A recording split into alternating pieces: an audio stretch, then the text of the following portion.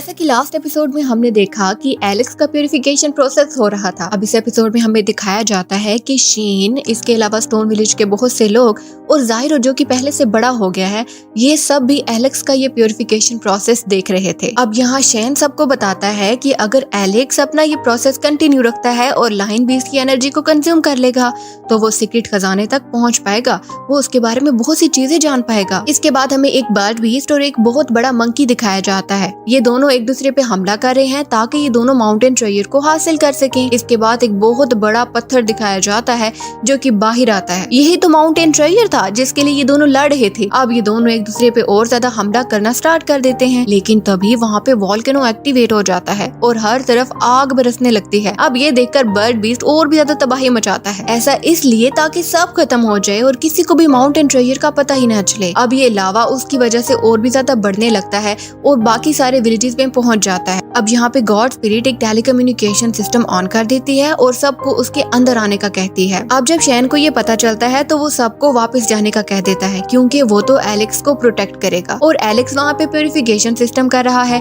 तो अभी उसे डिस्टर्ब नहीं किया जा सकता। वो सबको वापस जाने का कहता है और शेन वहाँ पे जायरो के साथ एलेक्स को प्रोटेक्ट करने लगता है। यहाँ एलेक्स अपना बेस्ट देता है और आखिरकार बीस्ट की एनर्जी को कंज्यूम कर ही लेता है, लेकिन जैसे ही वो उसे कंज्यूम करता है तभी आसपास लावा गिरने लगता है और पत्थर टूटने लगते हैं। लेकिन उसके बाद वो वहाँ पे मेडिकल फर्नेस को देखता है, वो उसको उठाने लगता है, लेकिन शेन उससे कहता है इसे छोड़ दो और यहाँ से चलो। मगर एलेक्स उसकी बात नहीं मानता, क्योंकि ये मेडिकल फर्नेस उठाने में तो बहुत बड़ा था और भारी भी था, लेकिन ये उसके गाँव के लिए बहुत ज्यादा कीमती था, इसलिए वो शेन की बात नहीं मानता और उसे उठाकर जायरो को देता है। अब ये सब मिलकर वापस उस सिस्टम की तरफ जाने लगते हैं जो कि उनके गॉड ने उनके लिए एक्टिवेट किया था। रास्ते में इनके सामने बहुत सी चट्टानें आती हैं, मगर ये कैसे न कैसे उससे बचकर उस सिस्टम तक पहुंच ही जाते हैं। इसके बाद अगली सुबह दिखाया जाता है कि ये सब एक नए विलेज में आ गए हैं। ये इनका नया स्टोन विलेज है। इसके आसपास बहुत ही प्यारे प्यारे नजारे हैं और ये सब मिलकर गॉड ल्यू का थैंक्स करते हैं। अब शेन इन सब से कहता है कि हमारे बड़ों की बर्थ पिछले विलेज में हुई थी, इसलिए अब हमारा नाता उनसे टूट गया है। लेकिन तभी उनमें से एक आदमी कहता है कि अब यही हमारा नया विलेज है और इसे ही हम अब अपना नया स्टोन विलेज कहेंगे और यहाँ पे सुकून से रहेंगे। अब शेन कहता है कि ठीक है, लेकिन अब तुम में से किसी एक को वापस अपने पुराने वाले विलेज में जाना होगा और वहाँ जाके वहाँ की सिचुएशन का पता चलाना होगा। तो एलेक्स कहता है कि मैं वापस जाऊंगा। शेन कहता है कि तुम वहाँ क्यों जाना चाहते हो? तो एलेक्स बताता है क्योंकि हो सकता है कि मेरे पेरेंट्स वहाँ उस विलेज में मुझे देखने के लिए आए, लेकिन उन्हें कैसे पता चलेगा कि मैं कहाँ आ गया हूँ, तो मैं वहाँ जाकर उनके लिए एक निशानी छोड़ना चाहता हूँ। शेन पहले तो नहीं मानता, लेकिन क्योंकि एलेक्स उसके सामने बहुत ज्यादा रिक्वेस्ट करता है तो वो उसको वहाँ जाने के लिए राजी हो जाता है। अब एलेक्स जायरो के साथ अपने पुराने विलेज में जाता है, लेकिन वहाँ पे इतनी ज्यादा तबाही देखता है तो वो बहुत ज्यादा परेशान हो जाता है, मगर फिर वो अपने आप को संभालता है और एक स्टोन पर अपने पेरेंट्स के लिए निशानी छोड़ देता है। तभी वहाँ पे वो एक इंजर्ड मंकी को देखता है। ये मंकी वही था जो कि माउंटेन ट्रेजर को हासिल करने के लिए बर्ड बीस्ट के साथ लड़ रहा था। अब वो देखता है कि ये मंकी तो बहुत ज्यादा क्यूट है और बहुत ज्यादा छोटा भी हो चुका था, तो वो कहता है कि इसका नाम चैंप है और आज से ये मेरे पास ही रहेगा। तभी वहाँ पे एक और लड़की आती है और आकर एलेक्स को बताती है कि ये चैंप एक बीस्ट है और यहाँ पे ये एपिसोड खत्म हो जाती है। नेक्स्ट एपिसोड में हमें दिखाया जाता है कि ये लड़की जो कि आगे एलेक्स को बता रही थी ये एक बीस्ट है। इस लड़की का नाम जिया है और ये एलेक्स को बताती है कि इन्हीं की वजह से तो हमारा विलेज खराब हुआ। ये बीस्ट एक बर्ड बीस्ट के साथ लड़ रहा था और इन्हें माउंटेन ट्रेजर चाहिए था और इनकी वजह से हमारे विलेज तबाह हुए हैं, तो ये बीस्ट तो मुझे दे दो। मगर एलेक्स उसे देने के लिए मना कर देता है। अब जिया कहती है कि तुम मुझे जानते नहीं हो कि मैं कौन हूँ, मगर एलेक्स उसे इग्नोर करके वहाँ से जाने की कोशिश करता है। जब जिया देखती है कि एलेक्स तो उसे इग्नोर कर रहा है तो वो उससे कहती है कि मैं तुम्हें इसके बदले बहुत सा सोना और मोती दे सकता हूँ, मगर एलेक्स उससे कहता है कि मुझे इसकी कोई जरूरत नहीं है और अगर ये वही बीस्ट है जिसकी वजह से हमारा विलेज तबाह हुआ है तो मैं इसे अपने विलेज में वापस लेकर जाना चाहता हूँ और मैं चाहता हूँ कि ये ठीक हो जाए।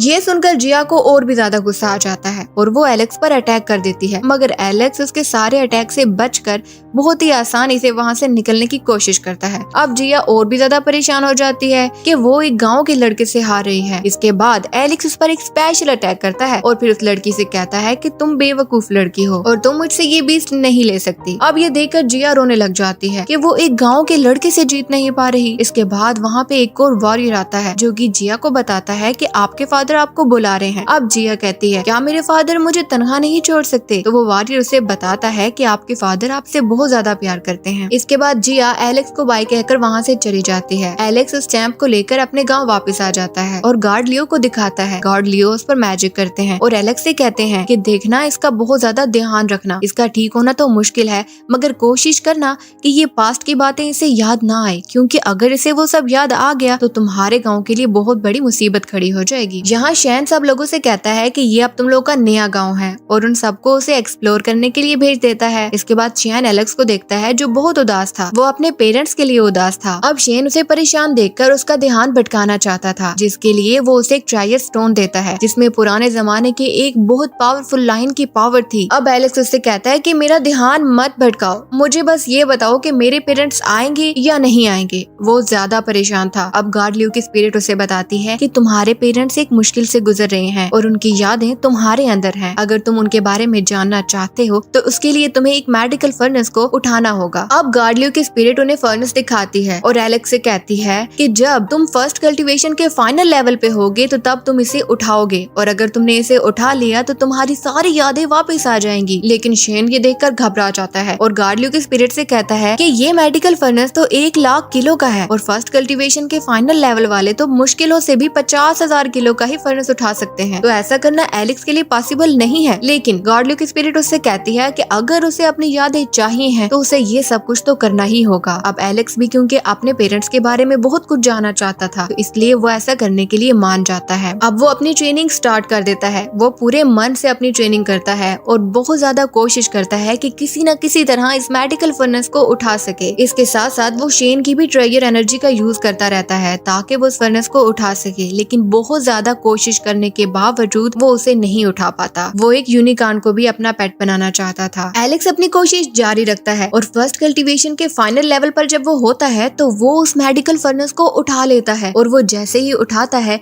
तो उसे एक किंग की याद आती है। ये वही किंग है जो कि हमें फर्स्ट एपिसोड में एक पैलेस में दिखाया जाता है। अब जैसे ही एलेक्स को इसकी झलक आती है तो उसे लगता है कि शायद यही मेरे पेरेंट हैं। और यही नहीं, वो यूनिकॉर्न जिसे वो अपना पेट बनाना चाहता था वो भी उसका पेट बन जाता है और यहाँ ये एपिसोड खत्म हो जाती है। जैसे कि लास्ट एपिसोड में हमने देखा कि एलेक्स ने मेडिकल फर्नेस उठा लिया था और उसने जैसे ही उसे उठाया तो उसे एक किंग की झलक मिली। उसे अपने पास्ट की बहुत सी यादें याद आ रही थी। ये बताया जाता है कि कुछ साल पहले एलेक्स के दादा अबू जो कि प्यूरिफिकेशन प्रोसेस कर रहे थे, एनर्जी हासिल करने के लिए पहाड़ों में गए थे, मगर वो वहाँ से वापस नहीं आए। अब एलेक्स के माम और डैड उसे ढूंढने के लिए पहाड़ों में चले जाते हैं, मगर जाने से पहले एलेक्स बहुत ज्यादा छोटा था और एलेक्स को उनकी आंटी के पास छोड़ के चले जाते हैं। यहाँ एलेक्स की आंटी का बेटा एक स्पेशल आई रखता था और अपनी स्पेशल नजरों से वो अपनी मॉम को बताता है कि एलेक्स में स्प्रीम बोन है। ये बोन करोड़ों में कई लोगों की होती है जिसकी वजह से लोग बहुत ज्यादा पावरफुल होते हैं। तब उसकी आंटी बहुत ज्यादा हैरान हो जाती हैं और अपने बेटे से कहती हैं कि ये बात तुम किसी को भी मत बताना। और फिर एक दिन उसकी आंटी अपने खतरनाक इरादों से